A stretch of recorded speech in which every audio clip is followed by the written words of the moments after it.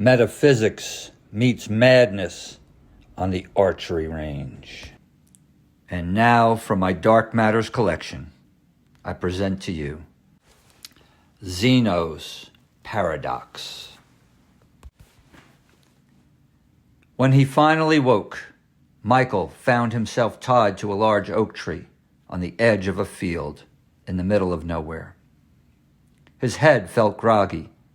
His vision moved in and out of focus, and the chilly morning air made him wish that his shirt and his football jacket weren't lying crumpled on the ground. It was probably best that he couldn't see the bullseye that was painted on his bare chest, at least not yet. His first-string linebacker muscles bulging, he struggled mightily against the zip ties and ropes that bound his wrists and ankles to the tree. His screams for help proved to be just as futile as his attempt to escape.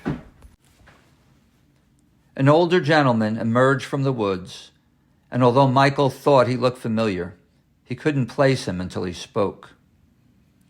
"Good morning. I'm pleased that you could make it, Michael." A shiver of apprehension pulsed down his spine, and the object in the man's red right hand turned that feeling of dread into abject horror. Then it clicked. It was the man's deep baritone voice and precisely articulated speech. That was it. His best friend's brother's graduation party the night before. It was all coming back to him. It started with small talk that led to a rambling lecture-like discussion about metaphysics,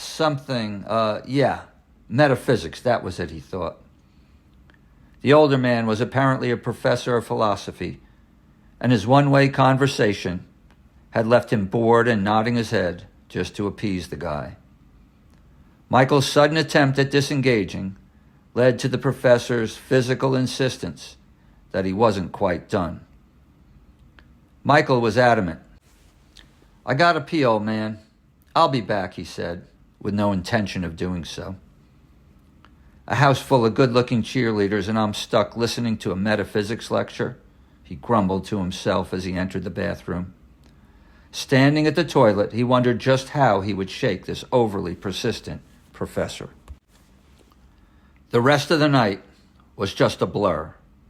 The morning found him begging desperately to be untied. "Oh, no, not just yet, Michael.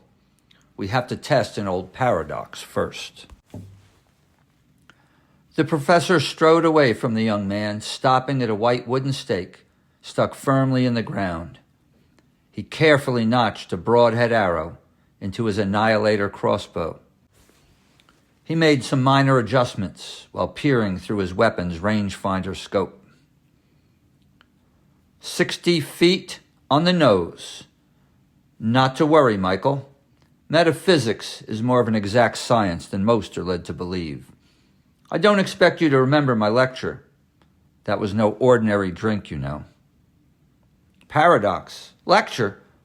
What are you talking about?" he gasped, while yanking hard against his restraints. "Calm down, Mikey, and show a little faith in my expertise. You jocks are all the same. Muscles where your brains ought to be. How can I be calm when you have me tied to a tree, standing there holding a loaded crossbow?" And then he looked down at his bare chest and completely lost it. "Easy now, easy, please. Let me explain. According to Zeno's Achilles paradox, this arrow can't possibly harm you. In fact, it will never even reach that target I painted on your chest." What the? Zeno? Achilles? You're insane!" he shouted at the top of his lungs. Then he began to shake uncontrollably. "And why do you need to test it on me? If only you showed a little more faith in my academic training and superior intellect. If only you showed a little more curiosity about metaphysics, Michael." The professor lowered his crossbow and ambled back toward his living target. "There is absolutely no reason to worry, Mikey. Just calm down and listen carefully." and maybe you'll learn that thought experiments do have their limits, and that sometimes the real thing is the only way to prove a hypothesis. According to Zeno's paradox, the arrow will never reach you because it must first travel 30 feet on its way to the target I painted on your chest. That's exactly 60 feet away. That is half the distance from where I'll be standing. And then the arrow must travel 15 feet. That's half of the remaining distance to the bullseye. And then 7.5 feet, again, half of the remaining distance. And so on, and so on, and so forth. The arrow must always travel half of the remaining distance before it reaches its target. And there are an infinite number of half distances, albeit they get quite small by actual measure. Therefore, my young man, this arrow can't possibly reach the target.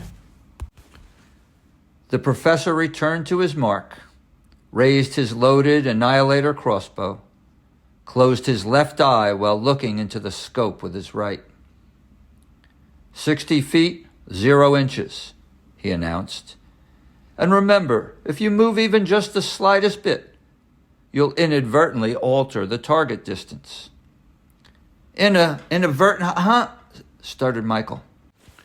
And he quickly drew a deep breath, holding perfectly still, just before the professor released the broadhead.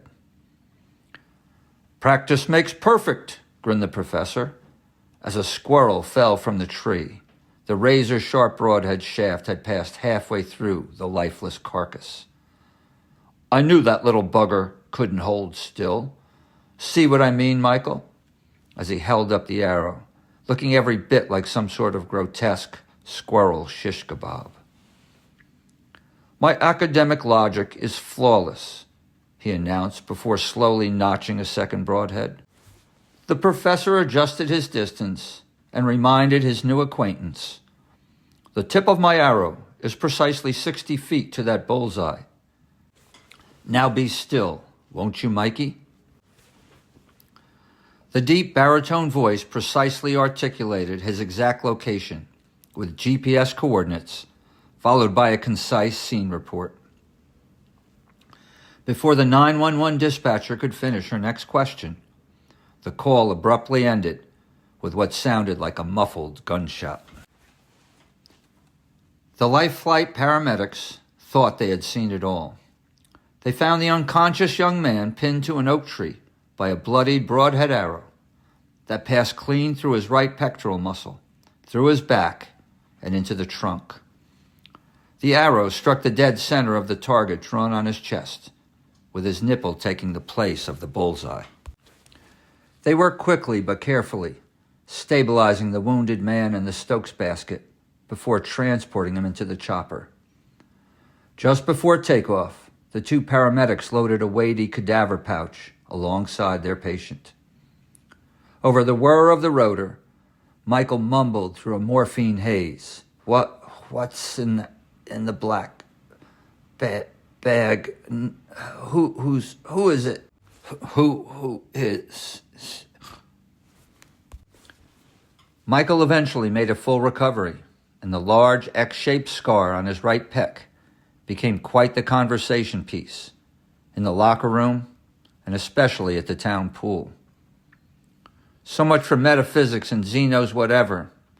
A total load of bullcrap, if you ask me, became his standard line every time he ended his harrowing tale. And in a simple twist of fate, that scar led to a first date with a new lifeguard he had his eye on. And that first date led to a happy and enduring marriage with a house filled with 3 kids who never stopped asking, "Tell us that arrow story again, Dad, please." Thanks for listening.